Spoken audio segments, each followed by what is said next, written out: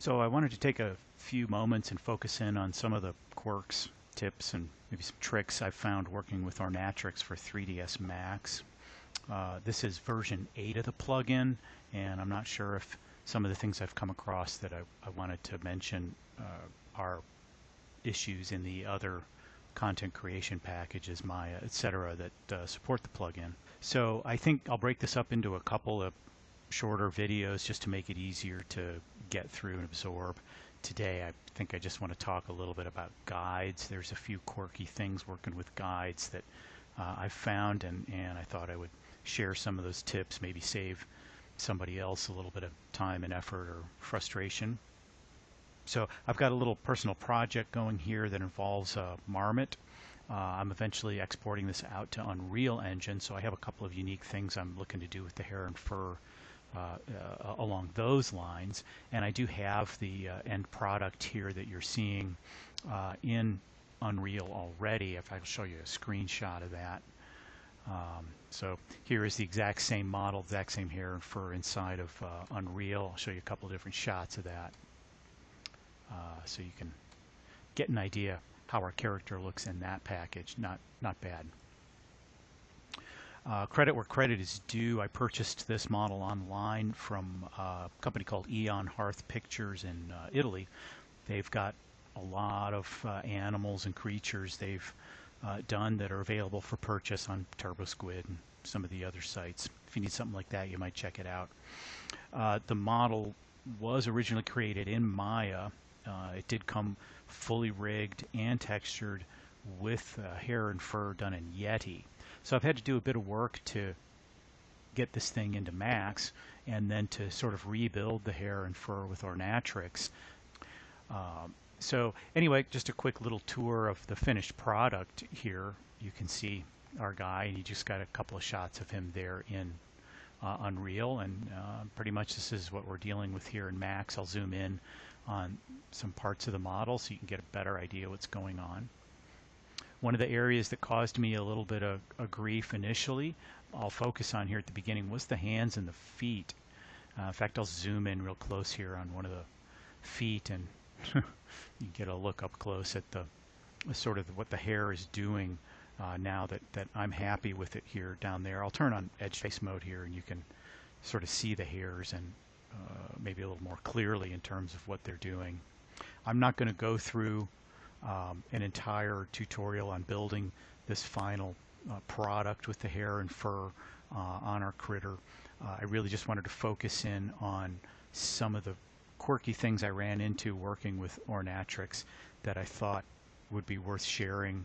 Some of this is documented, some of it is not.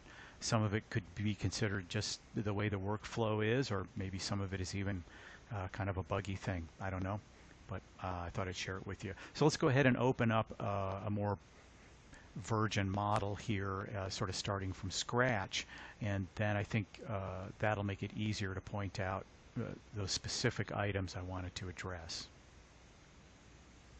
So here we've loaded in our raw model without any hair created on it at this point. He's actually got a bit of animation on him. I scrubbed the timeline here. He's got a little walk cycle. We don't really care about that part of it, so I'm just going to go ahead and collapse this guy down to a editable poly. And this is really all we need. We're just interested in placement of the hair and creating the groom. The UVW map alignment is kind of important, plays a role in your groom creation as well. So let's go ahead and take just a quick look at that. We're going to need it, so we'll apply an unwrap and go to the editor. And here you can see the layout of the unwrap. We've got the head up here in the middle, the shoulders and arms basically on each side. The center portion is taken up with the bulk of the body. You can see the tail down here. And then on each side of that we have the hands on the left and the right, and the feet on the left and the right. I kind of want to focus in on that area. It's going to be important for what I want to say coming up in a few minutes. So I'm going to zoom in down here, and on the this side of the model you can see that's the bottom of the foot. And then on the other side is the bottom of the other foot, where you have this increased detail in geometry. Those are the knuckles, and of course the other areas on the finger that matter. So just sort of keep that layout in your head. I'll show it to you again. It'll come up in a minute. So we don't really need that. We'll just trash that mapping modifier. And let's go ahead and just start creating some hair the way we would, because I want to talk about the guides for a minute. So we'll go ahead and hit Add Hair under Ornatrix and hit Furball, Create. Of course, it looks a little funky there to begin with. It adds the base group of modifiers that you need to begin creating a groom. Kind of does that for you. Pretty nice. Obviously, we're looking at the guide hairs are a bit too big here. Let's tone them down quite a bit. I'll send them down to like 2 centimeters. That's a little more palatable to look at. And I wanted to talk about the generation method for a minute. There's one funky thing here which I wanted to point out. I'm going to zoom in on the foot over here. This is an area where I mentioned earlier I had some issues, and so I want to talk about what's going on down here. If you notice the orientation of the guides, they've just sort of randomly chosen polygons from which to emerge. And I've got one on the finger here pointing out to the right. I've got one kind of coming out of what looks like the underside of the fingernail there, another one coming out of the side of the thumb, and one coming out of the top here. What I want to do is show you that you can change this. It might not appear at first. You would see the random seed, and if you increment the seed value, all you'll see is the lengths randomizing on the guides. Of course, there's a random length parameter, and the seed value is dealing with that. You can change the locations of these guides. So just take a look at the ones down here on the foot, kind of try to remember where they're at, and I'm going to show you. If you change the random seed, but then pop out of the generation method into some other generation method and come back, it will now reread with the new seed value that generation method. And you'll see the guides coming out of different polygons. I'll do that again. I'll go to, say, random area, and then come back to even. And you see I have guides now coming out from new locations. So there is a way to change where the guides come from with the random seed value, but it's not obvious at first. One of the problems with keeping a low number of guides, which is kind of advised as ideal, you want the fewest amount of stuff to deal with as possible. But one of the problems on a surface that is complicated, like the foot down here where we have knuckles and finger joints and things pointing in different directions, I have a very complicated set of face normals. They're really orienting just about everywhere. It's not as simple as, say, the leg or the tail, where it's basically almost kind of a cylinder. So if I only have a few guides sticking out on my foot, these few guides are what the hairs are going to use to reference how they should be oriented. And this can lead to the bulk of your hair not really pointing the direction you want it to on the surface. And if I just go look at where the guides are, I have one guide sticking out to the right, another one sticking down from the bottom of the fingernail again. And so most of the guides here down on the fingers are making the hairs point off to the right. And I don't want that. I want my hairs to flow in the direction of the foot, flow downward in the direction of the fingers. So one of the other things going on with the guides is if you have guides coming out of parts of the mesh where you're not planning to have hairs, they can influence the shape and the direction of the hairs unnecessarily. I might have guides coming out of the bottoms of the feet here. I'll have to take a look. See, I've got a couple sticking out of the bottoms of the feet. I'm not going to have hair on the pads of the feet. That's just going to be skin. So I don't want guides coming out of that area influencing the direction and the shape of hairs. Easiest way to do that is just to control it with a distribution map. And I've got a couple of maps I've prepared here that I've been using on the model. You saw the finished product. These are the maps I was using on it. And one of them is a map, a black and white map just for distribution of the guides. And I'll show you that image. And if you remember the UVW layout, then this makes a little bit of sense. I've got the head, the body, and it's just black and white. I'm not using the density map. I advise against that. You might still get a different distribution of guides than you would like. So I was looking at the foot down here. Let's take a look at the foot. Sorry, let me get that centered up. And you can see here's the top of the foot. I want hairs coming out of that. And over here on the right side of this is the bottom of the foot, and it's black. I really don't want hairs coming out there.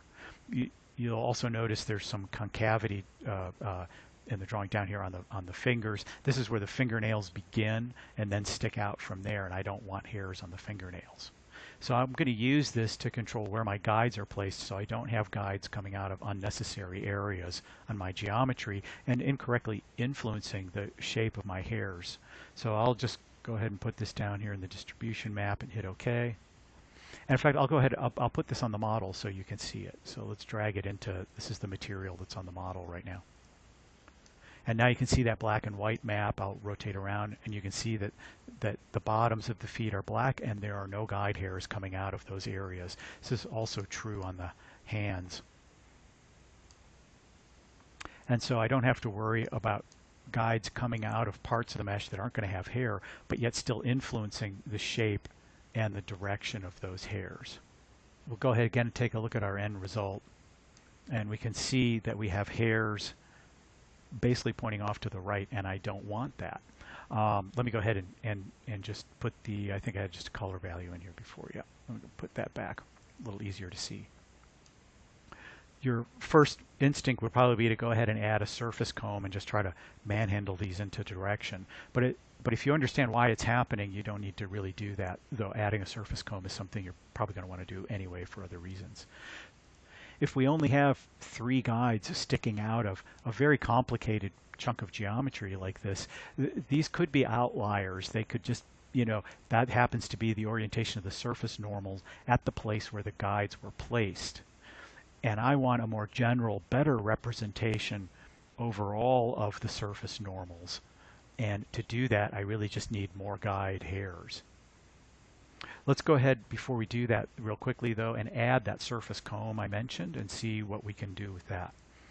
So I'll go ahead and add the surface comb, and of course one of the things that's helpful with the surface comb is the ability to add the sinks, which help orient the hairs in the direction you want them to go. I'm going to add a couple of sinks down here just to the foot, and you can see that it immediately starts to orient the hairs the way I want them to go. So I'll just put in 3 here on the top of the surface. And now if we look at the end product, we can look at our hairs, and they are flowing downward a little bit more like what I want. But you can tell they're really all still sticking out initially out of the surface and going off to the right. And I can just toggle on and off the surface comb, and you can see that their initial orientation hasn't changed. The surface comb is just sort of bending them into submission, except how they're coming out of the mesh. The easiest way to just get this to start doing more of what I want is to add more guides. So if I go down here and I just crank up the guide count a lot, like, well, 10 times 10, 3,000. Now you can see that actually the orientation of the hairs starts to make a little bit more sense. You can ignore those hairs coming out of the fingernails. When I talk a little bit more about the hair modifier, we'll use a density map there, and there won't be any hair coming out of those.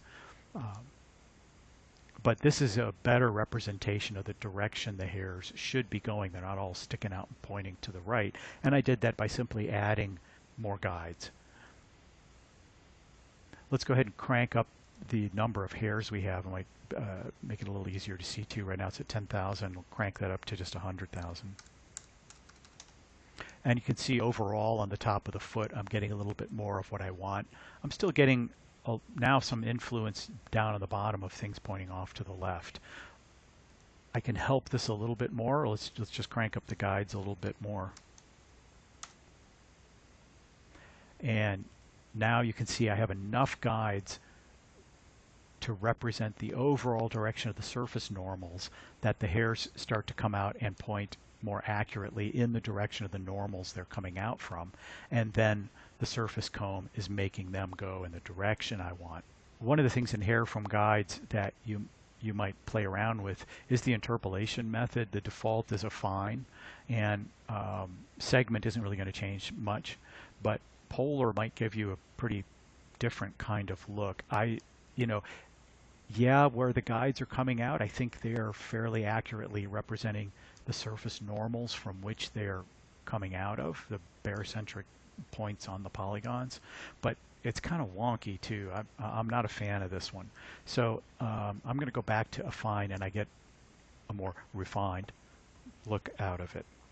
I find working with guides, basically just giving myself a really good number of guides is the most helpful on complicated surfaces, and I don't have to go in here and try to manhandle the guides, combing them and brushing them, trying to brush them into shape.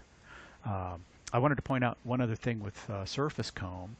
There's a lot to it, but when it comes to dealing with the sinks, if I'm going to rotate around to the side here, you can see one of the things I've got going on is I have a lot of the hairs sticking straight up out of the mesh, and I kind of want the hairs on the feet and the hands to lay a little bit flatter onto the surface. They're going to be shorter hairs to begin with when I get to that point, and I don't want them sticking straight up out of the mesh. The options for the sinks make this pretty easy. I've only got 3 on here. I'm going to go ahead and select them, just draw a marquee around them. And if I use the slope parameter and I drag this first point of the graph, which represents the root of the hair, the end of the graph is the tip, and I increase the slope, it's forcing the hairs to follow the direction of the mesh a little tighter. If you drag a little bit further down, you can really make it even a lot more tight. So just a couple of quick things with guides that I thought were worth pointing out. If you're new to the plugin and working with it, some of this might not be totally obvious.